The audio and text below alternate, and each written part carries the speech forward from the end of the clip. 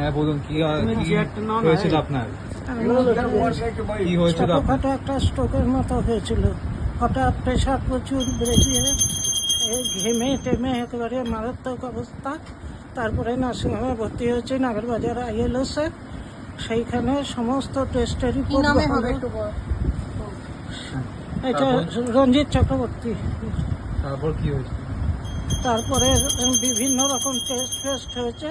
4-5 দিন ওখানে ভর্তি ছিলাম।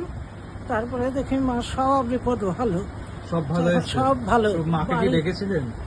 প্রচুর শুধু যেই টেস্টটা নিয়ে যাচ্ছে সেখানে শুধু মা, মনে হচ্ছে মা মাথার কাছে দাঁড়িয়ে আছে। মা কি স্মরণ করে স্মরণ করে সব ঠিক হয়ে গেছে। তারপরে সারা মানে কিভাবে সারা দিয়েছে। অসুস্থ ছিল, এখন আরো সুস্থ। ফিরে এসে একটু যাও অসুস্থ ছিলাম, মেয়ে আমার 7 দিন জল নিয়ে গেছে, সেই জল একটু খেয়ে পুরো চাঙ্গা। বাহ, জয় মা মনসা দেবী কি। জয় মা, জয় মা, জয় মা।